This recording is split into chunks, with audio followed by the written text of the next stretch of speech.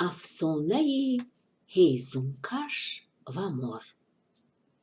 بود نبود یک مردی هیزمکش بود. وی هر روز به جنگل رفته هیزم تیار میکرد و آن را پشتواره کرده به بازار آورده میفروخت. با پولی با هیزم فروشی به دست آوردهش خوراکواری و پوشاک خریده زندگیش را میگذرانید. یک روز هیزمکش به جنگل رفته میبیند که یک طرفی آن سوخته ایستاده است. نزدیکتر رفته نگاه میکند. مار در بین آتش مانده است. مار خود را به 4 طرف میزند و برای خلاصیش علاج یافته نمیتواند. رحمی هیزمکش آمده خلطه‌اش را گشاده به نوک یک چوبی دراز بسته به درون آتش به سوی مار دراز میکند. مار چالاکانه به درون خلطه میدراید و هیزمکش خلطه را کشیده مار را از مرگ نجات میدهد.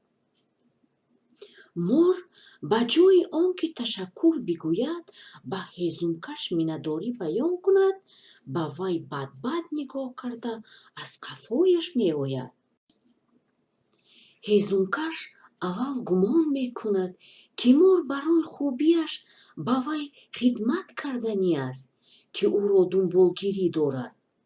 هیزمکش کجای رود مار هم از پی او می آمد.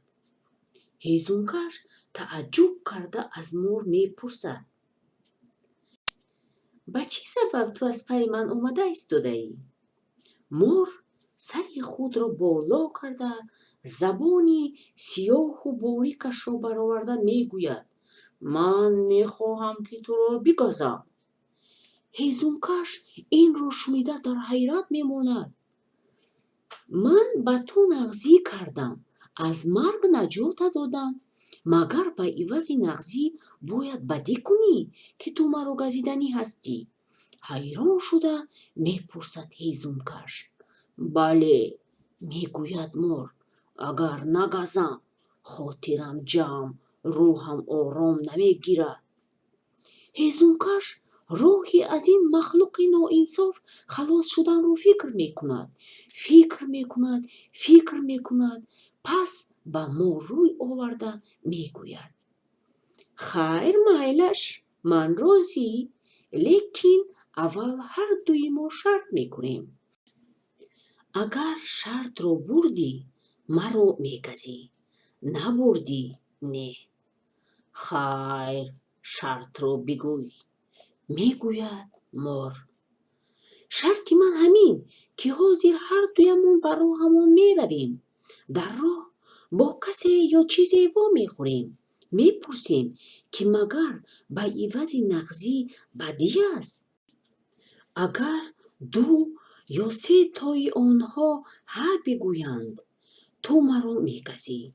اگر 2 یا 3 آنها نه بگویند تو مرا نمیگزی. مار راضی می شود.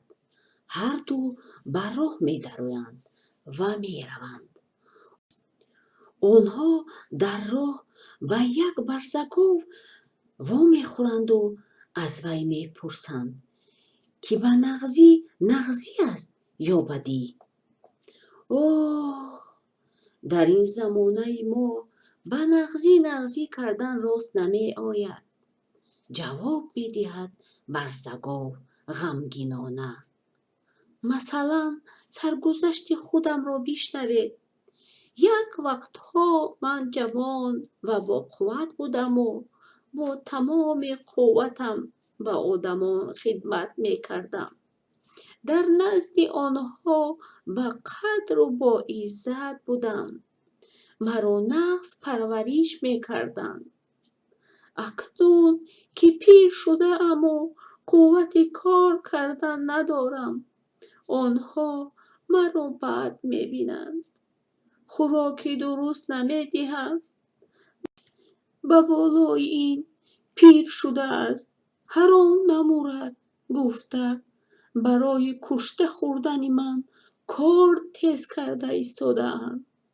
مگر این به نغزی کردن است؟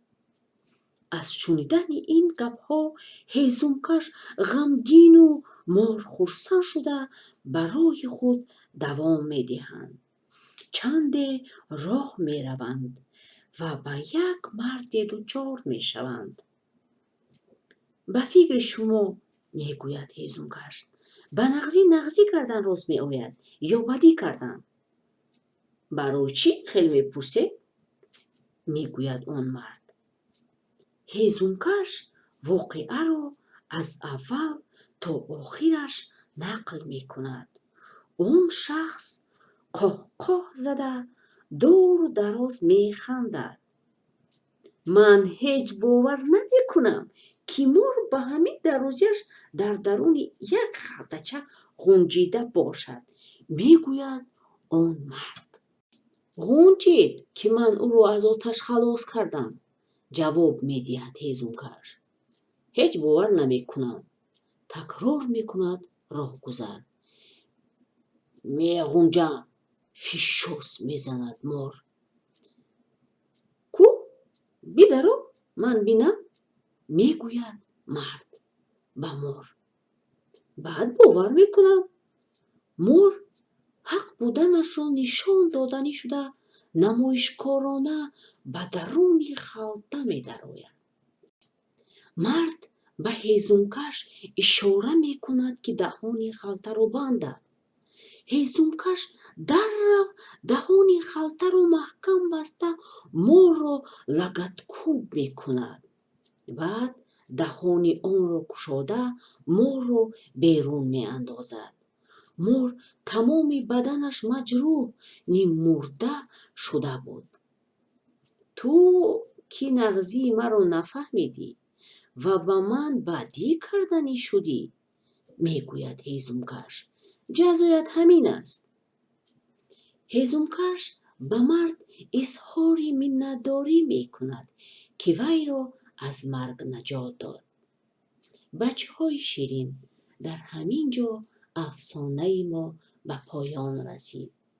به همه شما گفتنیم که نیکی کنید تا اینکه نیکی بینید.